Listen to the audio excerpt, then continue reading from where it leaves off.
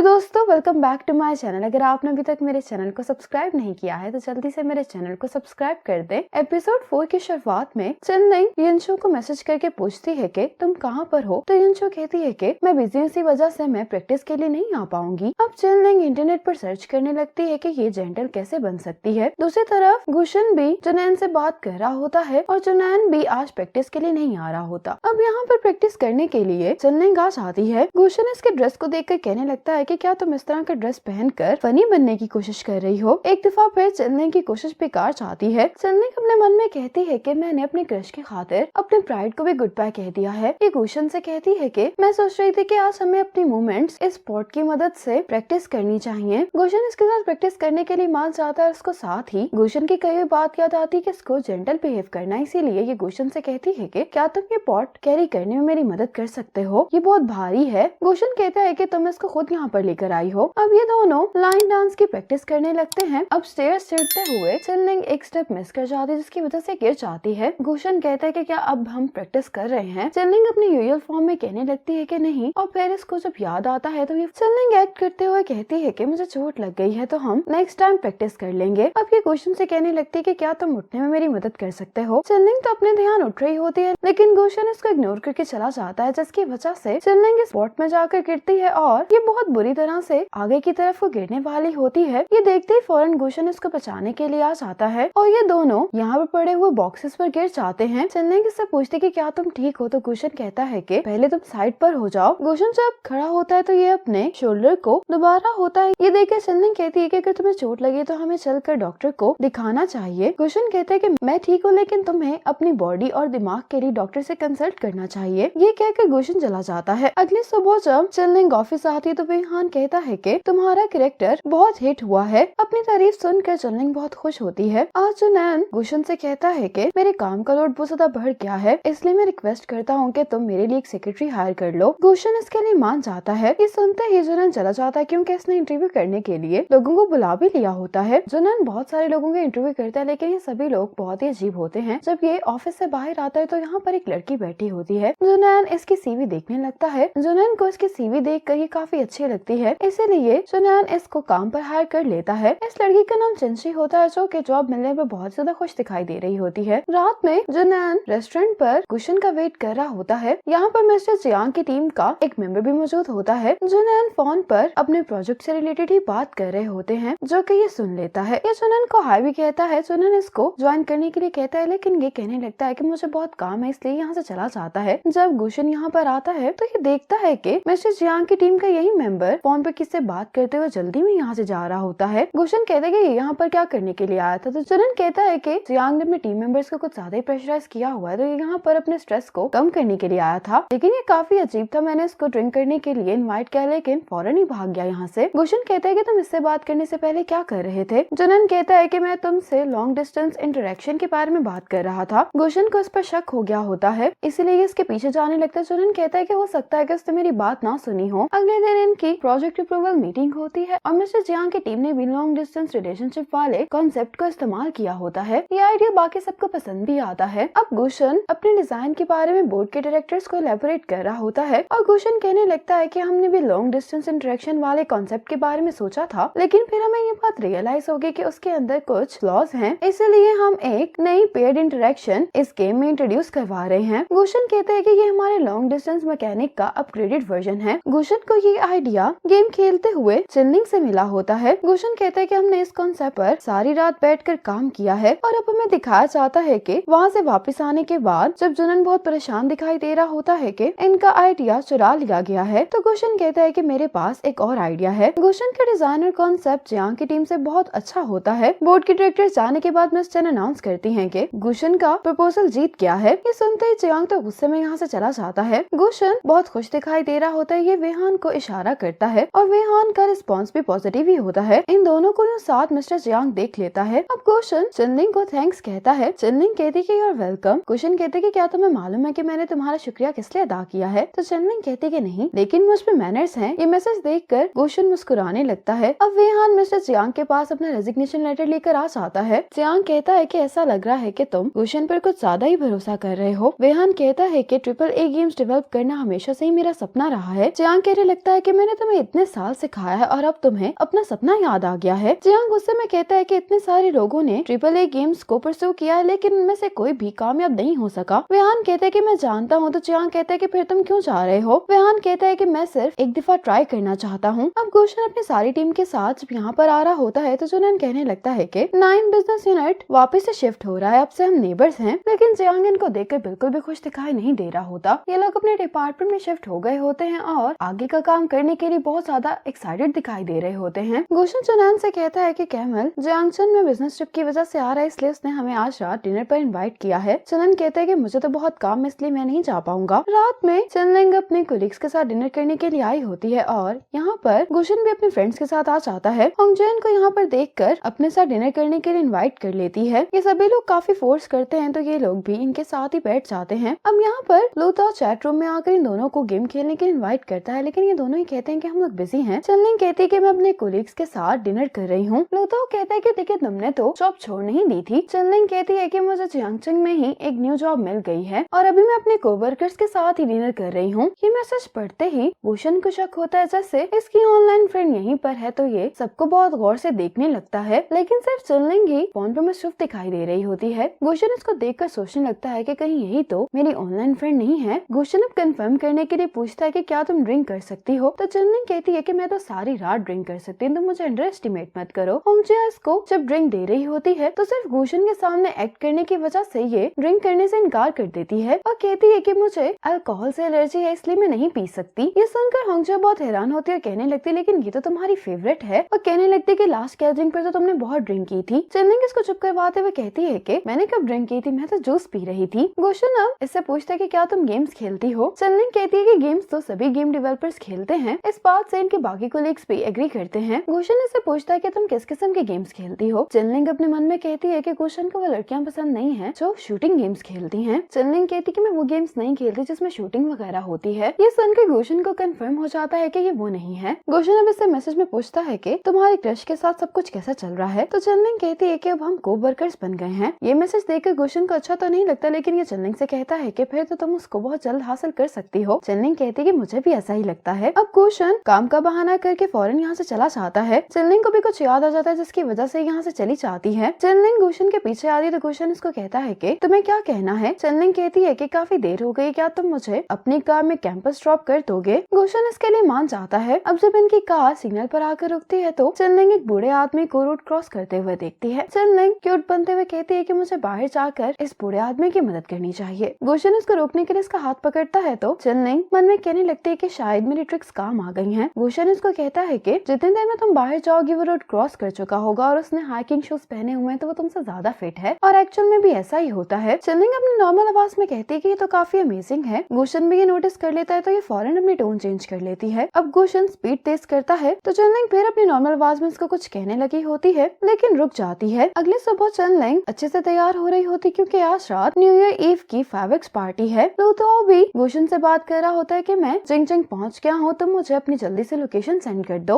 जुनैन ने जो new assistant higher की होती है चनशी, वो काम करते हुए बहुत ही शाय और कंफ्यूज दिखाई देती है। जुनैन इसको कहता है कि हमें आज लेट नाइट काम करना पड़ेगा लेकिन अगर तुम्हारी कोई अपॉइंटमेंट है तो तुम जा सकती हो। चनशी कहती कि नहीं, मुझे कोई मसला नहीं है। यही कहते हुए इसके हाथ से पेपर्स गिर जाते हैं। जुनैन इसकी मदद करने ही वाला होता है वो पेपर्स उठाने में कि ये एक हाथ से मशीन को उठाती है और नीचे से पेपर निकाल लेती है। देखकर तो जुनैन बहुत ही ज्यादा हैरान हो जाता है। इसके बाद गुशन लूताओ के साथ लंच कर रहा होता है तो लूताओ गुशन से पूछता है कि डोट वेस्ट कौन से शहर से है? गुशन कहता है कि वो इसी शहर से है। ये सुनकर बहुत ज्यादा हैरान होता है, कहने लगता है कि फिर तुम उसको मिलने के लिए क्यों नहीं बुलाते? गुशन कहते हैं कि मैं भला उसको मिलने के लिए क्यों बुलाऊं? तो लूताओ कहता है कि इसलिए क्योंकि तुम उसे पसंद करते हो। गुशन कहता है कि तुम ये क्यों कह रहे हो कि मैं उसको पसंद करता हूँ? लूताओ कहता है कि मैं अपनी दोनों आंखों से देख सकता हूँ कि तुम उसको पसंद करते हो। हम इकट्ठे बड़े हुए इसलिए मैं तुम्हें अच्छे से जानता हूँ, वैसे भी तुम हर रोज उसके लिए ही ऑनलाइन होते हो। अब गुशन चैट रूम में मैसेज करता है चनलिंग को कि क्या आज रात तुम गेम खेलोगी? तो चनलिंग कहती कि अभी तो मैं खाने के लिए कोई रेस्टोरेंट तलाश कर रही हूँ। गुशन जल्दी से अपने खाने की पिक्चर इसको सेंड करके कहता है कि लूताओ भी यहाँ पर है, तुम चाहो तो हमें ज्वाइन कर सकती हो। चनलिंग कहती कि मैं भला यहाँ पर क्यों आऊंगी? लूताओ कहता है कि मैं भी इसी शहर में हूँ तो क्यों ना हम मिले। गुशन भी चनलिंग से मिलने के लिए कहता है। चनलिंग कहती है कि मैं अपने रूममेट के साथ हूँ इसलिए तुम लोग अपना खाना एंजॉय करो। गुशन कहता है कि क्यों ना हम लोग साथ में काउंटडाउन देखें, लेकिन चनलिंग आने के लिए तैयार नहीं होती। अब रात में चनलिंग हिंशो के साथ 5x देखने लेने के लिए आती है। ये दोनों जब यहाँ पर पिक्चर्स ले रही होती है तो यंशु नोटिस करती है कि यहाँ पर गुशन भी आया हुआ है। चनलिंग गुशन को देखकर बहुत खुश हो जाती है और इसकी फ्रेंड भी इसको उसके पास जाने के लिए फोर्स कर रही होती है। अब यहाँ पर फायरवर्क्स स्टार्ट हो जाते हैं, इसलिए चनलिंग यहीं पर खड़े होकर फायरवर्क्स को देखने लगती है। गुशन भी सारे व्यू को काफी एंजॉय कर रहा होता है। गुशन अब इन सबको न्यू ईयर की पहली गेम खेलने के लिए इनवाइट करता है तो चनलिंग कहती है कि मैं अभी फायरवर्क्स देख रही हूँ, यहाँ पर बहुत सारे लोग हैं इसलिए मैं जल्दी नहीं निकल पाऊंगी। ये मैसेज देखते ही गुशन चनलिंग को यहाँ पर तलाश करने लगता है और चनलिंग भी इस भीड़ में गुशन को ढूंढ रही होती है। ये दोनों एक दूसरे के करीब से गुजरना चाहते हैं लेकिन एक दूसरे को देख नहीं पाते। इतने में यहाँ पर न्यू ईयर की काउंटडाउन स्टार्ट हो जाती है। चनलिंग अपने आप से कहती है कि अगर मैं ये फायरवर्क्स गुशन के साथ देखती तो कितना अच्छा होता ना। चनलिंग गुशन को यहीं से हैप्पी न्यू ईयर कहती है और गुशन जल्दी से चनलिंग को हैप्पी न्यू ईयर का मैसेज कर देता है। अब यहाँ पर गुशन की नजर चनलिंग पर पड़ जाती है और इसी मोमेंट पर एपिसोड 4 खत्म हो जाती है।